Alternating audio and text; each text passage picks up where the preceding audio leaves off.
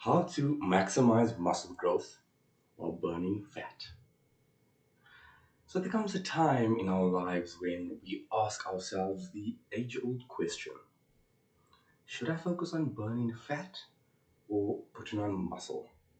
How is it that I feel so skinny but fat at the same time? Am I big enough to start working on getting a six-pack? I finally decide that it's time to get chiseled, but I want to continue to put on as much muscle as I possibly could at the same time. I knew that this was no easy challenge, that there was less room for error than just trying to bulk up or cut down. I first geeked out, watched video after video on tips and workouts to do in order to achieve this. I tried HIIT workouts, I tried sprints, I tried spending a lot of time on ab work, I tried adding some additional supplements like branch chain amino acids or BCAAs, or the time old fat burner tablets. Please save your money, sweat, tears, and body ache. This method was challenging to say the least. You would think that all of this, along with resistance training, would be good at getting us, closer to that goal of maximizing muscular growth while burning fat at the same time.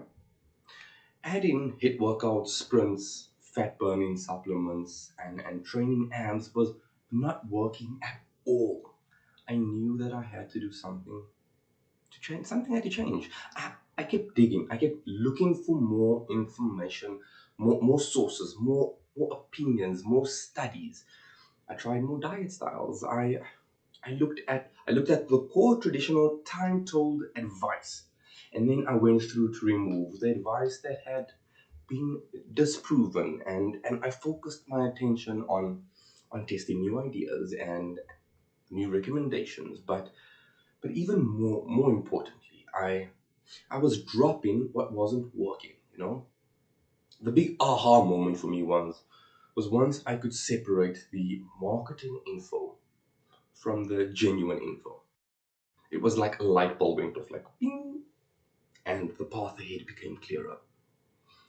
Before giving you the tools that I use to make this work for me, I want to preface this with saying that you need to go into this with patience. If you try to rush the process, you won't get the outcome that you want. So let's talk nutrition. You need to get an idea of what your maintenance calories are. A quick Google search for an online calculator would give you a good range to start with.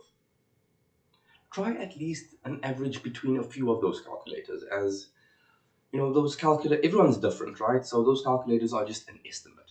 So all of these are only estimates, and you can never really accurately know what your maintenance are. How you will know what your maintenance is when you can eat X amount of calories without any weight change, right?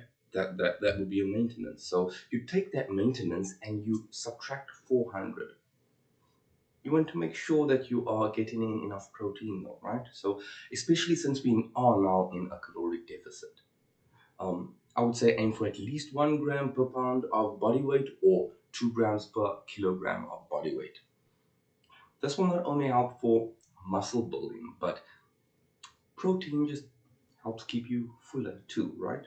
So you can definitely achieve this using the intermittent fasting method, but since this video is about maximizing muscle growth, trying to get 3 to 4 protein meals a day is shown to be ideal. Do you need to eat clean or healthy to get to the goal? No, but healthier foods are lower in calories, so it can make it easier to hit your caloric and protein goals.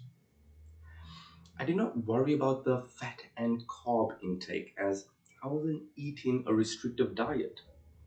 This is the key, at least in my opinion, to long-term results. So that covers the fundamentals that I focus on with regards to nutrition. With regards to training, make sure that you prioritize getting stronger. Don't focus on muscle fatigue and the pump, but rather getting in enough rest to make continuous strength gains. Since you aren't eating since you are eating in a deficit or you aren't eating in surplus, right? We want to make sure that that weight loss is fat and not muscle. One way to ensure this is to take weekly measurements and weigh yourself. The easiest way to that's like it's the easiest way to go about reassuring yourself is taking those measurements, and that's how you will know that you are on the right path. And if you aren't seeing results, you can always then just adjust or tweak things to maximize your progress. Over time, you will find that you may weigh less, but you can actually eat more without picking up on the scale. And this is simply because now you have more muscle on your frame and less fat, obviously, right? So more muscle would then burn more calories than what fat does. So being in too much of a deficit will dampen your muscle gains or can even result in muscle tissue breakdown. So one tip that helped me was knowing that I did not have to do cardio to burn fat. In fact, aiming for 10,000 steps a day was a winner for me. You can add cardio in to burn more calories, but it's not a must for the goal of burning fat. The caloric deficit is the only way to burn fat.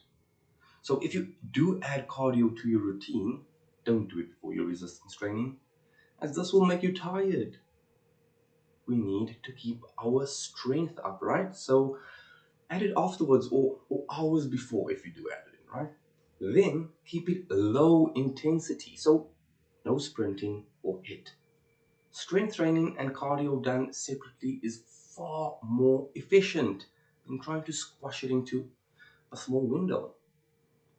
Following these principles has been what's allowed me to shed fat while adding size where it really counts.